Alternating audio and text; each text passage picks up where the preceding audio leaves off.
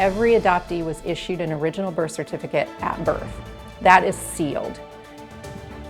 The government has a document, it belongs to me, and I can't have it. Adoptees are the only people in the state of Iowa to be treated this way, and some of them are pushing to have the law changed. The reasons for doing so might surprise you.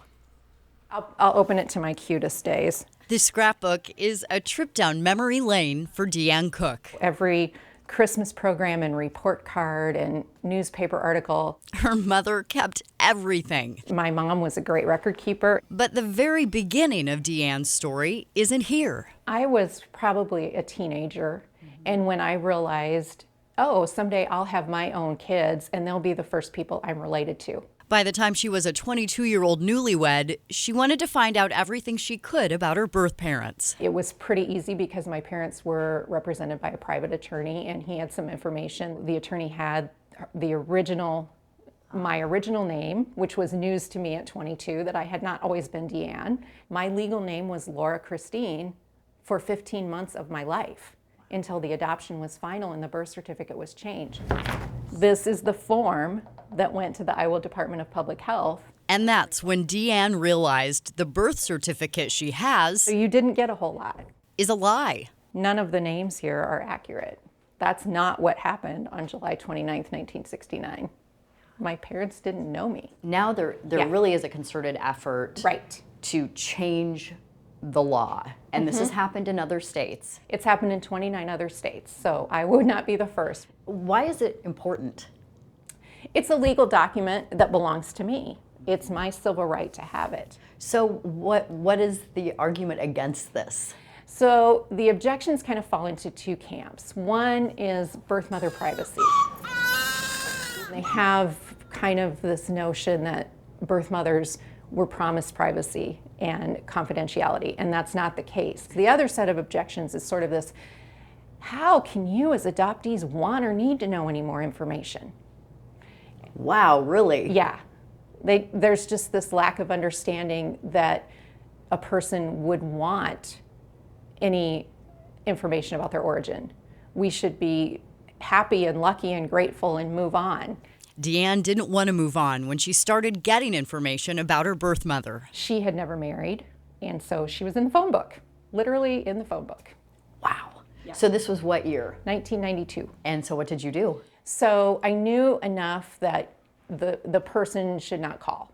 So my husband called, and she said, "Who are you?" And he said his name, and she said, "No, who are you?" to her. And he said, "I'm her husband." And she said, "I need to call you back." And she hung up. I mean, she got the phone number, but then she hung up. I didn't really know what I expected out of it. So I was just happy to know she existed and we had found her. That week, we mailed photos to each other. This was pre-Facebook. Right. So we mailed photos to each other, and it was maybe a month later that we met in person. And I didn't think that I looked like her, really. I didn't see it. And then we got home that night, and I was washing my face. I wash my face, and I look up in the mirror, and it hits me that I look exactly like her. And that was the first time that I saw myself in somebody else. So what was it like for your parents as you developed this relationship with your birth mother? So my dad had already died, and it was my mom, and she was 100% on board from the beginning.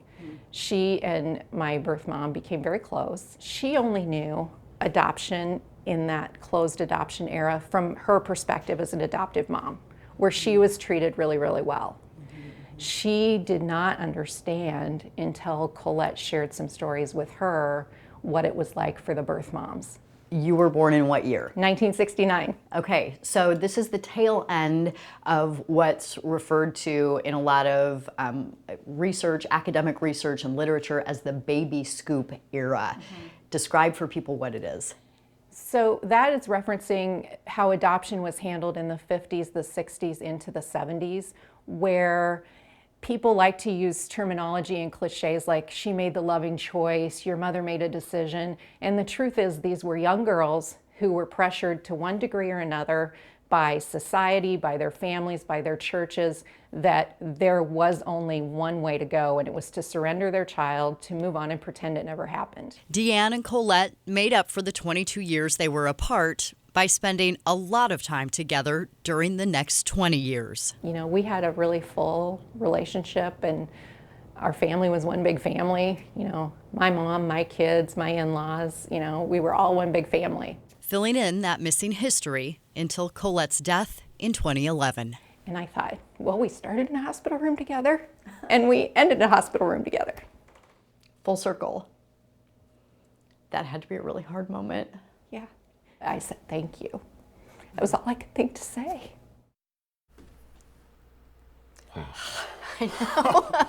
So, full circle, back to the issue of the sealed original birth certificates.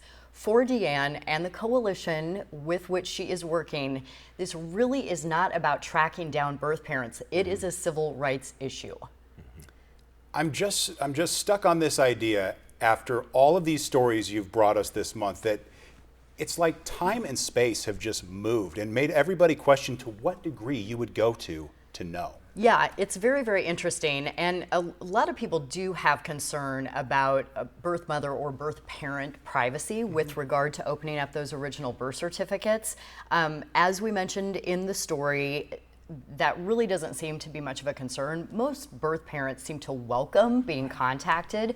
But what's in the legislation in Iowa that will go before the 2020 session again this year is what's called a contact preference form. So birth parents will have the opportunity to fill that out and say whether or not they want to be contacted, whether or not they would welcome that.